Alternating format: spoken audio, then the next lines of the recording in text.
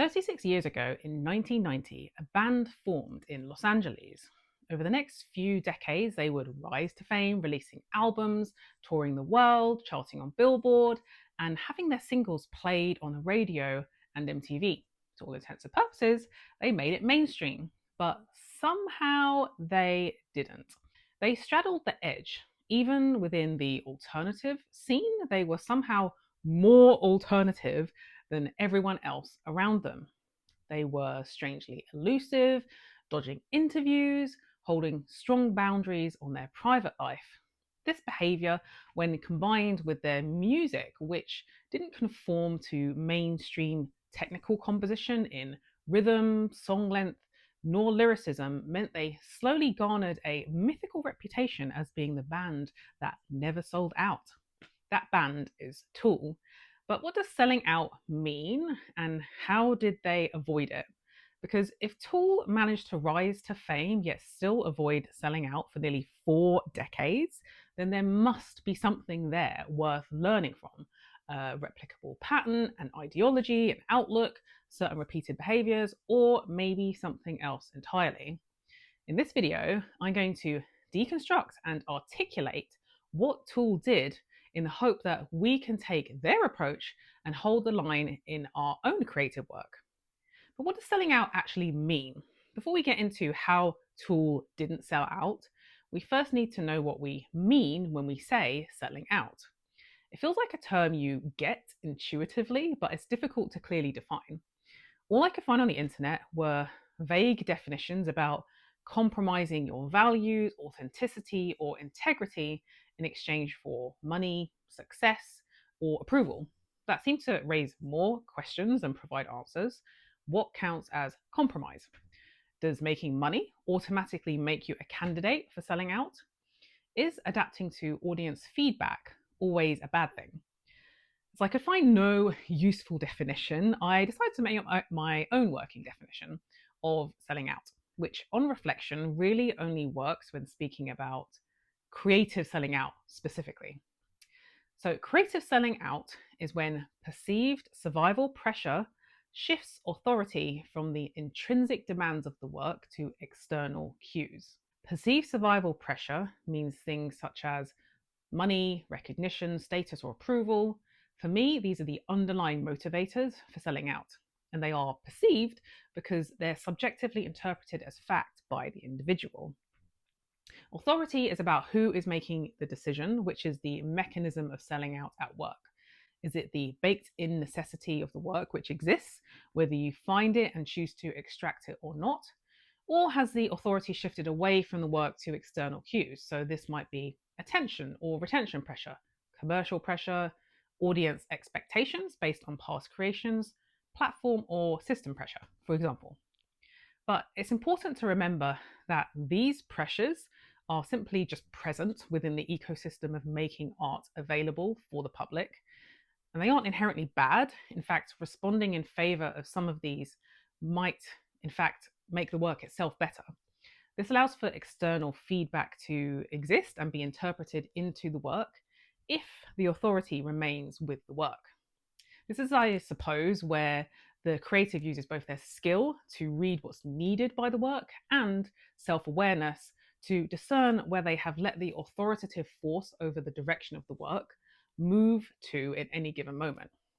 For example, you could choose to follow, say, the external cue of metrics that tell you what's needed for mass popularity, make changes to the work in response, and this will come with a consequence. For example, perhaps feeling less proud or connected to the work, or calling forward a new kind of audience. Or you may choose not to concede to this external cue. Instead, you follow what's needed for the work, from the work, which may, for example, mean you lose views, money, approval, but there is a willingness to absorb that consequence in that particular instance. It's important to recognize that creatives often don't have absolute free agency to choose to listen or not to these external cues. Sometimes those cues aren't suggestions, but real constraints, so contractual obligations, labels, budgets, platform rules. So constraints to the work don't automatically mean selling out. The creator doesn't always control the creative constraints of the work, but they can still decide how the work is expressed within those constraints. Selling out is frequently spoken of culturally as if it is this binary moment, as if it could be measured by how many times you compromised or how big the compromise was. Then at a certain point, you tipped over some quantifiable line into having sold out. But the reality is that selling out is a continuum. So the question isn't, have you sold out, but to what extent have you sold out? The label sellout is a way for us to socially acknowledge that authority moved away enough times and or at a large enough scale from the work that it became noticeable. It's a slow drift that happens behind doors and in quiet moments as the creator makes decisions with the work until such time as it becomes commentable by others. With a large enough consensus, it just kind of gets accepted. So rather than wondering with this lingering anxiety every so often, have I sold out? It's more useful to ask yourself, where is the authority over the work sitting right now? With the work or somewhere else? As this will keep you on the end of the continuum that would have you labeled not selling out. This definition is helping me see why Tool was first of mind when I asked myself, who has famously never sold out creatively over the years? And in fact, sparked this whole documented excavation you're actually watching right now. So let's go ahead and map it out. Why didn't Tool sell out? What did they do differently? My approach to this exercise was simple. What did Tool say they did? I took a cross section of interviews over the years with each member of the band, took note of key phrases that gave an insight into what they say they did, their experiences, their approach, and thinking, and started to stack repeating patterns. What Tool did, or at least what it appears they did from the words they use in their interviews, is keep the work as a central governing authority, as a through line in everything that they did. And then it's that spiral graph. Remember, you would you put the thing here, and if you move your pen out, it becomes this whole different pattern. Oh yeah. Trying to find your way back to the center. That's kind of how I write lyrics. Oh shit! But how do I get back to the core? This central authority has one organizing question: what does the work need? Once I adopted this central lens for myself, I noticed a few things in their words started to repeat. Around the work with its central governing question are where Tool appear to have direct engagement in the creative process. So we find perception, which is contact with the work, and craft, which is refining the work.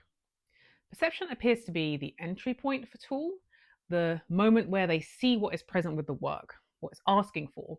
In their interviews, you'll hear them say things about the importance of listening to the work, being in conversation with it, responding to others in their shaping of the material and the material itself. Bring in riffs and we play the riffs. And something we'd like to do is, kind of work the math into it. And hopefully there's parts where you're kind of figuring out the math, and there's parts where you're just going, wow, that sounds cool, and it's just in your head, and you're feeling it. Getting the foundations of the creative work right, putting the song first, prioritizing what the song needs.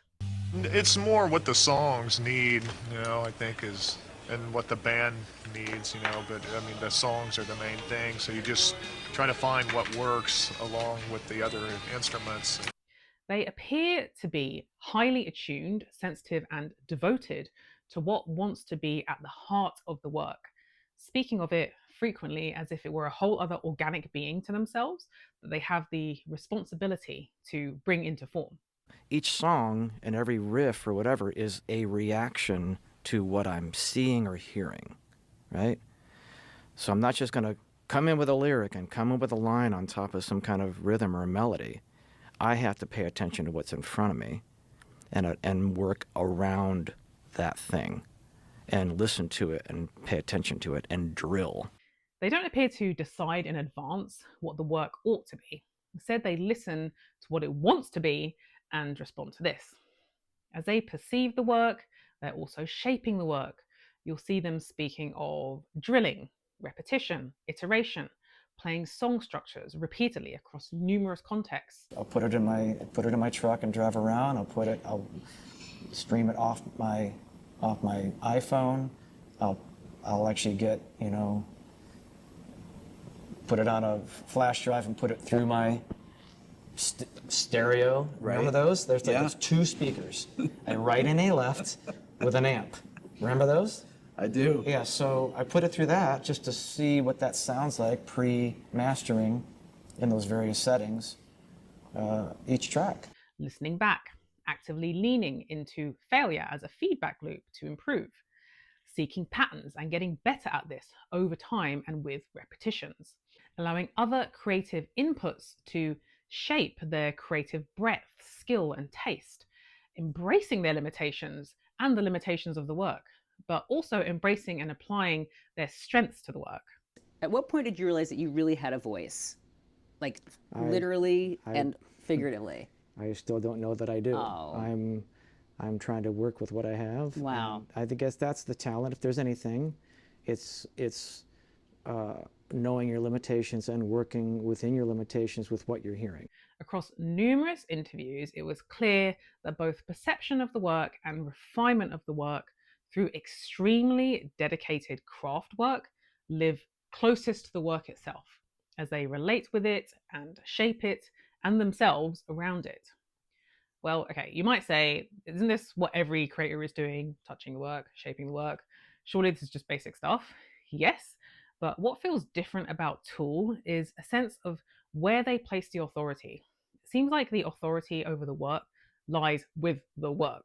They are perpetually committed to this, almost reverently so, over these external cues, which ties back to our definition of not selling out. They seem to have a strong desire to act in alignment with helping the work move closer to what it wants to become. And as we will see as we move to the next point here, being highly protective of this process from outer influences, which might be trying to shape it into what they want it to become. The orienting question Tool might ask themselves as they drift between perception and refinement of the work here might be, what is this, i.e. the work, asking for? And what would make this, i.e. the work, the strongest version of itself? Just beyond this contact layer with the work lies what I would call protective conditions. This is what stops outside authority hijacking the creative process. Within this layer, we see a repeating pattern for high tolerance for these naturally occurring pressures of the creative process. So Tool are known for their exceptionally long timelines. For example, there are 13 years between their albums 10,000 Days and Fear Inoculum, which is a lifetime in the music industry. I might be framing this as though they have some supernatural ability to endure long timelines.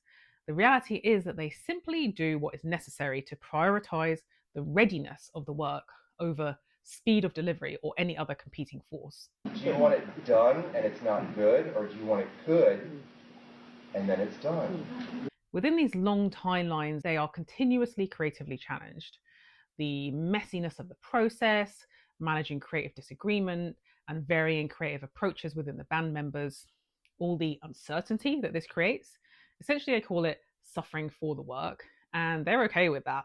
If anything, they think it's essential to creating good work, and it's something they are willing to do for long periods of time and with seemingly great intensity, at least at times. I just like things where people ripped their guts out to do.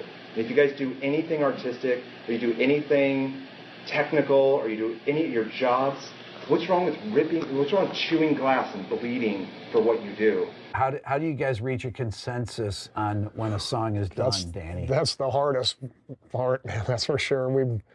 That's when we've come closest to breaking up. I'm ready to kill my bandmates and whatnot. It's hard. They do what is necessary to prevent the work distorting or birthing, you might say, prematurely.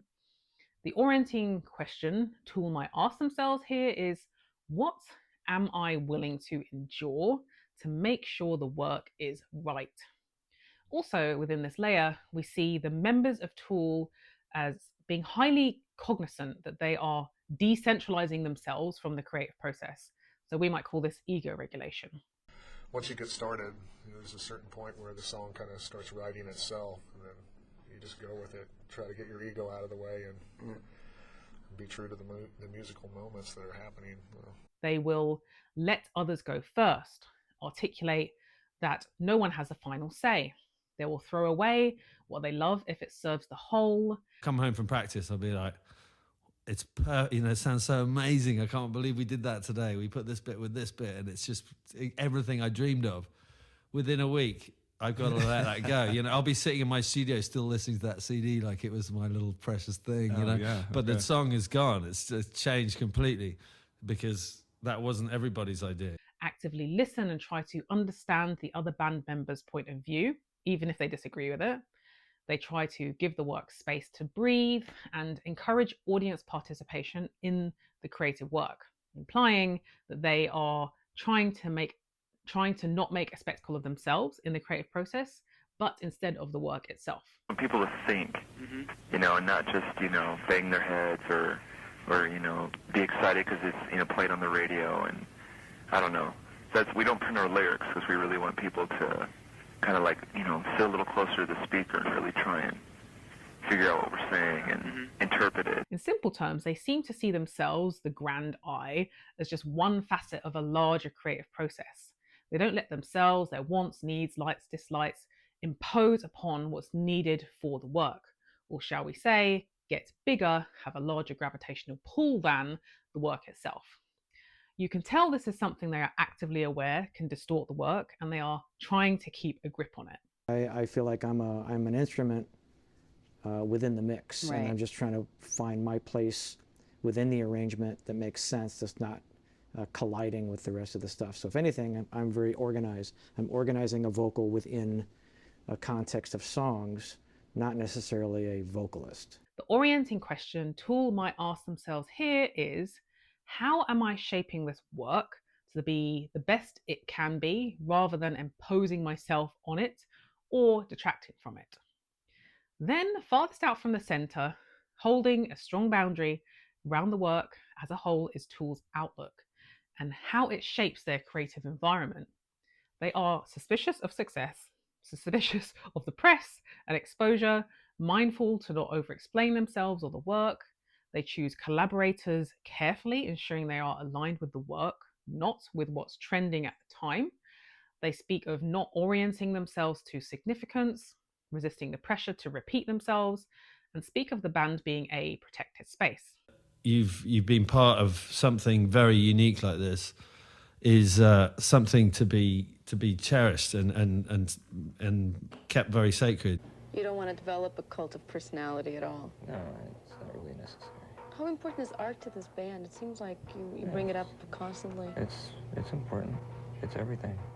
Whether I'm relevant or not, I think is irrelevant. Because I'm going to do what I'm going to do regardless of whether somebody knows about it or not. It would appear that they don't have godly willpower, but whether on purpose or by coincidence, their way of being makes it difficult for outside influences to get in and exert authority over the work. So the potential of selling out isn't even entering their sphere of existence. The orienting question Tool might ask themselves here is, what am I allowing to influence this work, and is it in service of the work itself?